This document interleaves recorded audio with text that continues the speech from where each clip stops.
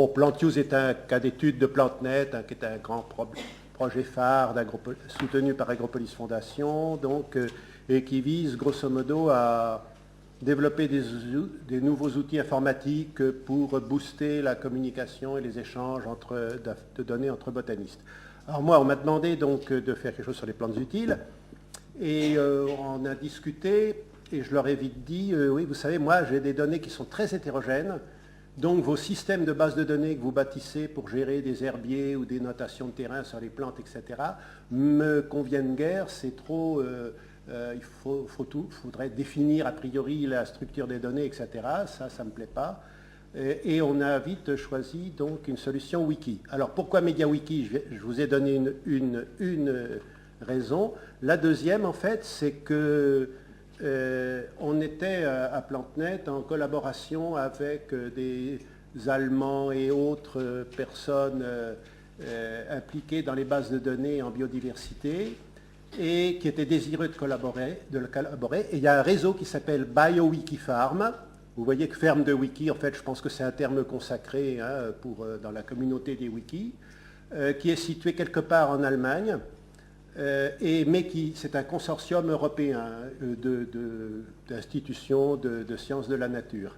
Voilà. Alors effectivement, disons, MediaWiki, c'est un gros logiciel qui demande quand même beaucoup de maintenance, qui doit être mis à jour régulièrement, etc. Et donc, si vous voulez, il est implémenté, il est mis en œuvre une fois sur un serveur, et ensuite, effectivement, utilisant le même logiciel, donc il y a plein de wikis qui peuvent être créés très facilement en moins d'une journée, enfin 1 ou 2 heures je sais pas, d'informaticien, et ensuite il n'y a plus qu'à. Voilà, ce qui fait que... alors, donc...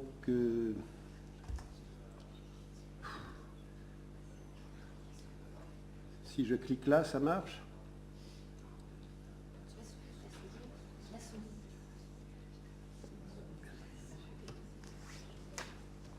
Excuse-moi, mais là... le clic droit, évidemment. Ah oui, mais j'ai oui, mais bon, bref. Je dirais suivant à chaque fois. Voilà, alors pourquoi MediaWiki? Donc, le premier point, je vous l'ai déjà dit. Et pour moi, c'est important parce que ne pas avoir à définir préalablement la structure des données, dans la mesure où j'ai des quantités de données nouvelles qui peuvent apparaître, c'était intéressant. Bon, oui, alors Wikipédia, MediaWiki a été développé par Wikipédia. Alors, il faut savoir que, d'une part, Wikipédia en français doit avoir 1 million de pages. En anglais, on doit atteindre les 3 millions de pages. Donc, vous voyez que ça gère énormément de choses. En plus, il est multilingue. Il y a, je ne sais pas, peut-être 140 versions linguistiques de Wikipédia actuellement. Et puis, l'intérêt pour les collaborateurs éventuels et futurs de PlantUse, c'est que comme il est utilisé par Wikipédia, tous ceux qui ont écrit dans Wikipédia, a priori, le connaissent et peuvent donc contribuer. Voilà, alors je continue ce qui a été dit sur les wikis. Alors, bon, c'est peut-être plus sur MediaWiki. Enfin, en tout cas, il est très facile d'écrire des textes simples. Vous avez vu qu'il y avait des barres de menu qui permettaient de mettre en gras, en italique, en titre, etc. Le gros intérêt aussi que je vois, c'est que les contributions sont visibles immédiatement. Dès que vous avez cliqué sur sauver ou enregistrer, etc., tout le monde entier peut savoir ce que vous avez fait. Alors, c'est peut-être... Moi, donc, MediaWiki est un logiciel, un wiki assez élaboré, où on utilise beaucoup de modèles. En anglais, c'est les templates, j'ai appris ce que c'était, etc. Mais l'intérêt, c'est que ça permet une mise en page élégante des pages. Alors, cela dit, vous parliez d'archivage à propos là, des versions anciennes de Wiki. Bon, sur MediaWiki, je dirais simplement que les contributions sont traçables. C'est-à-dire qu'on peut à chaque fois savoir quand une page a été modifiée, par qui, etc. Et on peut toujours... et il est très facile de revenir à une version antérieure. C'est-à-dire que si quelqu'un s'est comporté disons, en spammant ou à vandaliser l'article, vous pouvez toujours revenir en arrière. Donc c'est quand même important.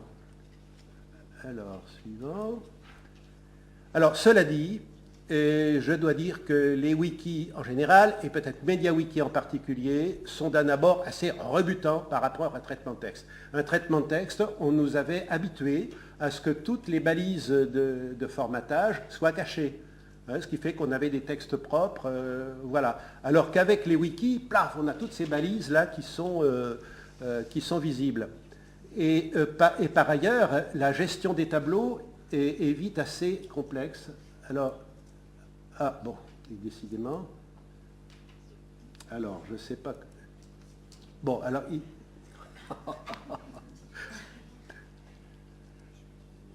Ah ben attends, voilà, arrière. Voilà, alors, je vais vous montrer, si on a Internet, un exemple de tableau. Voilà, bon, alors, oui, j'ai écrit une page sur les noms des plantes en albanais qui posent des problèmes particuliers, et voilà un tableau. Donc, je ne sais pas si vous voyez, il y a plein de barres verticales, des fois il y en a deux, des fois il y a barres plus tirées, etc., etc. C'est comme ça. Alors, on commence par, vous voyez, classe égale Wikitable, on finit évidemment, non, on finit simplement par une accolade de fermeture, etc. Et tout ça, en fait, pour avoir quelque chose au final. Oui, je ne vous avais pas montré mon tableau quand même, là c'est quand même plus joli. Voilà, pour avoir quelque chose qui est assez joli, mais qui est quand même assez différent de ce que vous avez autrement. Alors, maintenant, comment est-ce que je reviens à mon... En bas.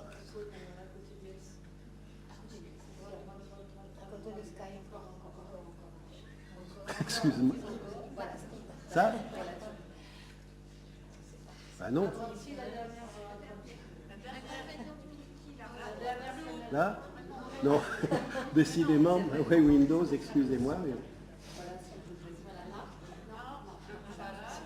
Ah, là, voilà. Oh, c'est pas... Bon, ok, voilà. Alors, et en fait, je me suis vite rendu compte aussi qu'il y avait un soutien informatique qui était absolument nécessaire pour faire ce que j'appelle les modèles élaborés. Et les modèles imbriqués. Alors ça, c'est la galère dans Wikipédia, parce qu'au départ, quand j'ai demandé à mon informaticien, donc, qui était en Allemagne, je lui ai dit, est-ce que tu ne pourrais pas m'aider à faire des modèles? Il m'a dit, ah ben ça, c'est pas du développement informatique, c'est du contenu. Je lui ai dit, comment c'est du contenu? Je ne comprends pas. Et en fait, les modèles, c'est des pages. Les textes, ce que vous avez eu, c'est une page. Les modèles, c'est aussi des pages, mais qui sont des pages spéciales, et donc qui sont à développer par les utilisateurs. Alors, en termes d'utilisateurs, voilà, je vais vous en montrer un. Non. Bon, c'est décidément, il aurait fallu que je répète. Voilà, j'ai fait une page sur M. Arnaud de Villeneuve, qui est, tout le monde connaît son nom à Montpellier, mais personne ne sait ce qu'il a fait. Et voilà, et j'ai fait donc une boîte, vous voyez, avec sa photo, et puis des détails biographiques. Alors, c'est toujours la même structure, quels que soient les auteurs, parce que j'ai comme ça une série de pages sur des auteurs. Et en fait, voilà, alors cette boîte, elle est résumée par là, c'est-à-dire que j'ai, voilà, image égale, donc le titre de l'image, né égale, alors je mets ce qu'il doit y avoir dans la rubrique né, profession, rubrique c'est médecin, etc. Et en fait, pour accéder, non, c'est là que j'aurais... Voilà, en fin de chaque page, en mode édition, donc là, vous cliquez sur le bouton modifier au lieu de double-cliquer, la procédure est un peu différente, mais c'est tout aussi facile. Et en bas, vous avez la liste des modèles utilisés par cette page. Et là, par exemple, vous avez le modèle biographie.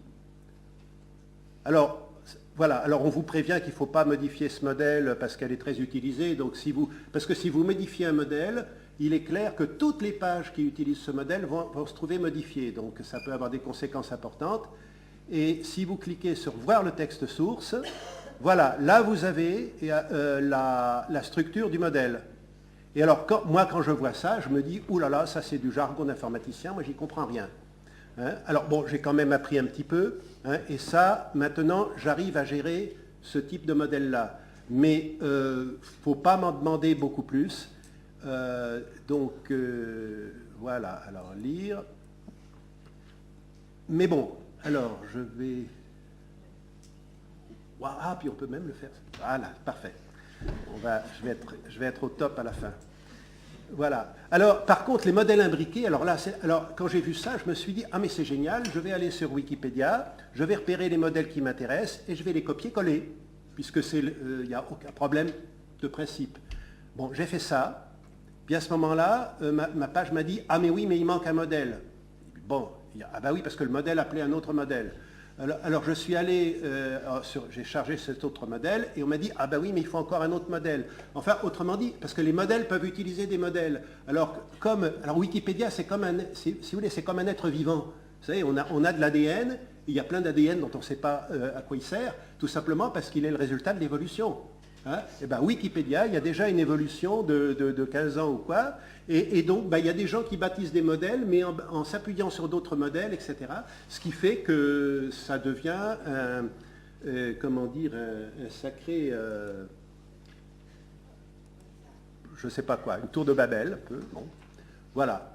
Enfin, voilà, donc si vous voulez, il y a quand même besoin de temps en temps d'un soutien informatique, hein, bon, on va clore là-dessus, mais disons que pour les choses simples, ça va.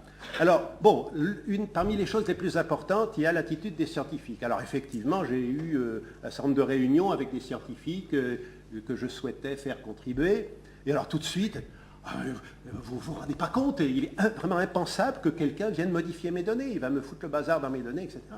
Bon, comme si leurs données étaient toutes bonnes. Hein, ça, et non, parce que c'est... bref.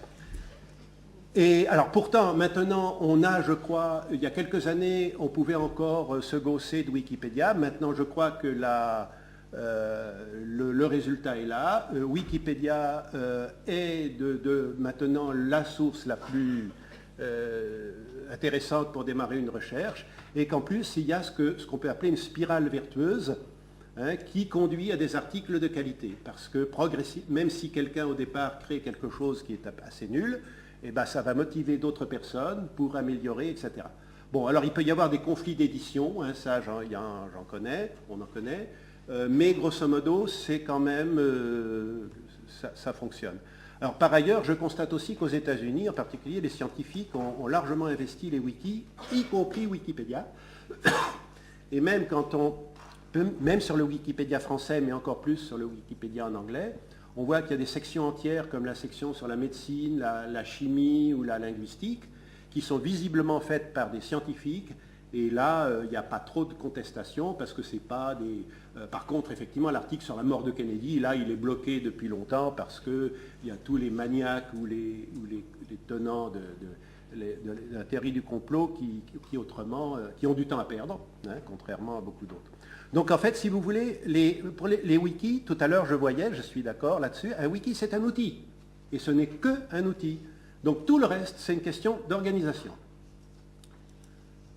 Alors, comment s'organiser? Alors, on peut paramétrer les autorisations.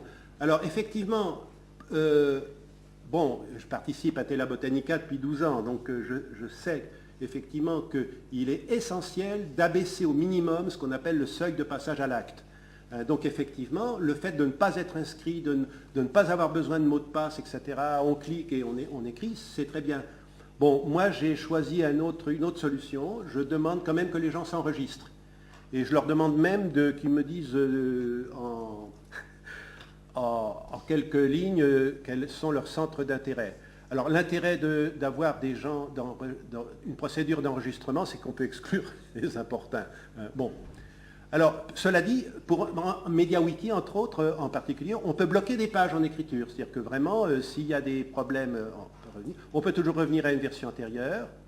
Alors, cela dit, les gens, il faut aussi les accompagner.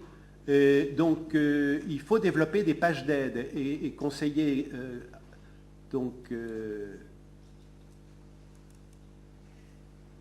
Voilà. Alors, par exemple, ah ben, j'étais directement sur les pages d'aide. Voilà, donc dans la version française, vous voyez, donc j'ai fait une introduction aux pages d'aide et un certain nombre, comment collaborer à Plant Use, les histoires de droit protection intellectuelle, comment gérer les modèles, comment mettre des images, comment toiletter des textes numérisés, etc. Et puis sur le contenu, ben voilà, comment gérer la question des noms scientifiques des plantes, comment structurer une page espèce, comment parler des usages, etc. etc. Donc c'est essentiel, évidemment, si on veut que les gens collaborent, qu'ils sachent dans quel cadre a été défini et ce qu'ils peuvent faire. Alors, par ailleurs, oui, toute page dans MediaWiki est accompagnée d'une page de discussion. C'est-à-dire que sur la page de discussion, on peut dire, ben voilà, cette page, elle est en train d'être travaillée, elle n'est pas parfaite, merci de contribuer, etc. Ou on peut échanger, ou dire le contenu ne convient pas parce que, etc. Par ailleurs, tout contributeur a une page personnelle et peut recevoir des messages. Donc, on peut aussi mettre ce qu'on veut sur ses pages personnelles. Et après, on peut aussi constituer des groupes et adopter des règles communes à des groupes.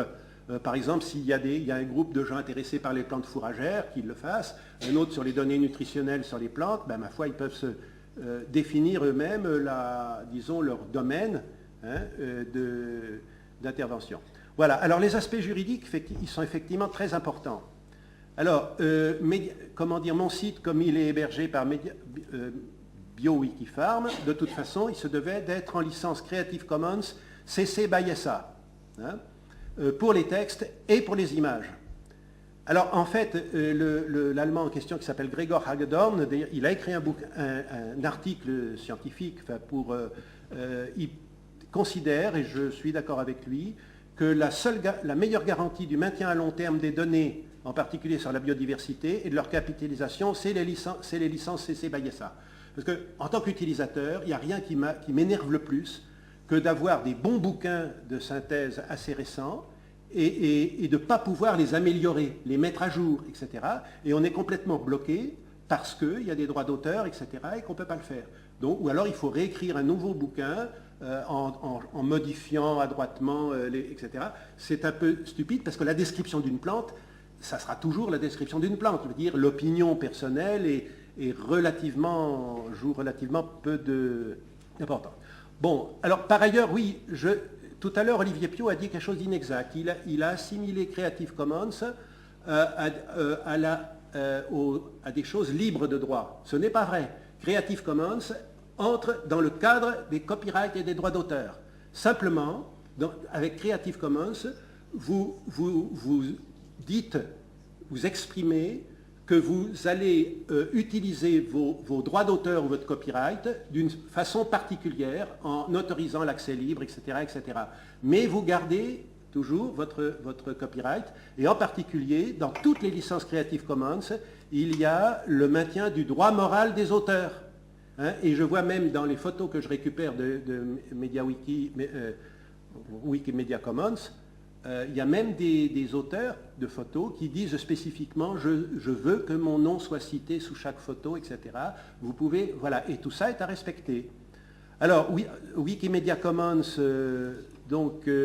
en fait maintenant je place mes propres photos sur Wikimedia Commons parce que ça offre une bonne sécurité juridique. D'abord parce qu'ils ont une longue expérience. Et en plus, alors je voulais vous montrer, justement, j'ai fait une petite recherche récemment sur Moringa oleifera, la Bredmurung pour les Réunionnais, et vous voyez qu'on a déjà énormément d'images, et là-dedans, on en trouve, moi j'utilise, alors je peux utiliser ces images et les mettre, oui, je n'ai pas fini, mais il y a actuellement environ 10 millions d'images sur Wikimedia Commons. C'est quelque chose de colossal. Bon, alors, suivant. Voilà, alors mes choix à Plantius, je dis mais parce que pour l'instant j'ai un collaborateur, mais bon, ça viendra. C'est qu'en fait je me positionne un peu en complément de Wikipédia. Pourquoi? Parce que je suis tout seul, je ne peux pas concurrencer, réécrire les articles sur les plantes qu'il y a dans Wikipédia, qui sont déjà très nombreux. Alors, comme je suis scientifique et qu'on est dans le monde scientifique, donc j'ai décidé que certaines pages peuvent être des articles signés d'un auteur, auquel cas les modifications sont soumises à l'accord de l'auteur. Voilà. Il peut toujours y avoir des modifications, à moins qu'on décide de bloquer. Si c'est un article qui a déjà été publié, il va rester inchangé tel que publié, bien sûr. Voilà. Alors, par ailleurs, Wikipédia n'accepte que des synthèses. Il faut réécrire les choses, vous ne pouvez pas mettre des données primaires. Moi, c'est l'inverse. Je mets une priorité aux sources primaires et à caractère encyclopédique. Alors, on va essayer d'aller vite. Voilà. Alors, par exemple, pour M. Villemorin-Andrieux, qui a fait un bouquin de base, enfin, qui est une bible, comme on dit, sur les plantes potagères en 1904. Alors, pour la carotte, bon, je vais aller plus vite. Voilà, vous voyez, j'ai scanné les images, j'ai mis en page, etc. Ça demande... Et c'est un boulot dont je sais qu'il est attendu par plein de gens, parce que tous ceux qui s'intéressent à l'histoire des légumes utilisent ce bouquin. Alors par ailleurs, donc, je pense qu'un des rôles que je peux jouer le mieux, c'est de servir de portail vers d'autres sites. Alors par exemple, ma page Moringa, bon, j'ai mis des noms communs, j'ai pris des photos tirées de Wikipédia, de Wikimedia, excusez-moi. Et alors, ce qui est le plus intéressant, voilà, c'est que j'ai été voir, si vous voulez, j'ai fait un travail de documentaliste, vous voyez. Hein, j'ai fait, voilà, là vous avez des liens vers les pages traitant de Moringa oleifera sur Internet et que j'ai estimé être d'intérêt. Donc c'est en quelque sorte une petite synthèse bibliographique, hein, avec les références qui m'ont paru les plus importantes, etc. Et ça a été fait assez rapidement, et il m'a fallu quand même une demi-journée pour le faire. Voilà. Alors, oui, par ailleurs, donc, et à mon avis, ce rôle de portail, d'ailleurs, il est important. Et comme je dis, oui, j'ai oublié de dire au début, c'est qu'en fait, je crois que je suis le premier et le seul intervenant qui ne soit pas vraiment dans le monde de la documentation. Hein, et plutôt dans le monde des contenus. Mais voilà, vous voyez, je fais un peu en quelque sorte de la documentation. Alors, par ailleurs, oui, j'ai décidé de choisir les modèles, puisque je vous ai fait entrevoir que c'était vite la galère. Moi, j'utilise préférentiellement des modèles plats, c'est-à-dire qui se suffisent à eux-mêmes, et simplement, je les accompagne de pages qu'il suffit de recopier, donnant la structure des pages. Voilà. Bon, alors, évidemment, je ne peux que vous inviter à venir me rejoindre. Vous voyez, ça, c'est quand même un informaticien qui m'a défini un peu les cadres, etc., parce que ça, là, derrière, il y a des modèles élaborés. Hein.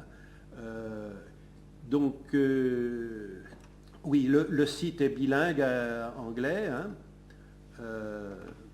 Et puis, voilà. Alors, bon, pour ceux qui seraient des scientifiques ici, qui se diraient que j'aurais convaincu de l'intérêt des wikis pour écrire des sites à vocation encyclopédique, puisque c'est à vocation encyclopédique, vous pouvez, BioWikiFarm est prêt à en accepter d'autres, hein, pour les animaux, etc. Bon, il y a des... alors ça peut se développer évidemment, c'est comme Wikipédia, c'est un peu infini, tout dépend des contributions que les chercheurs voudront bien faire. Et voilà, en tout cas... Oui, alors s'il y a par hasard, je lance mon appel avant les questions, donc c'est que moi je me considère toujours comme un homme de contenu et pas un informaticien et pas un spécialiste de MediaWiki. Alors, bon, c'était évidemment ce qu'il y a de bizarre, c'est que chaque fois que j'en parle à d'autres, on me dit « Ah, mais finalement, si, tu es quand même très compétent en MediaWiki. » Ben oui, mais j'aimerais trouver plus compétent que moi et discuter. Donc, s'il y a des gens avec qui je pourrais échanger sur les technicalités, les aspects techniques de MediaWiki, ben, ma foi, ça serait bien, de façon collaborative. Voilà. Bon, ben, écoutez... Ah ben, je vais revenir là. Merci Michel. Des questions ?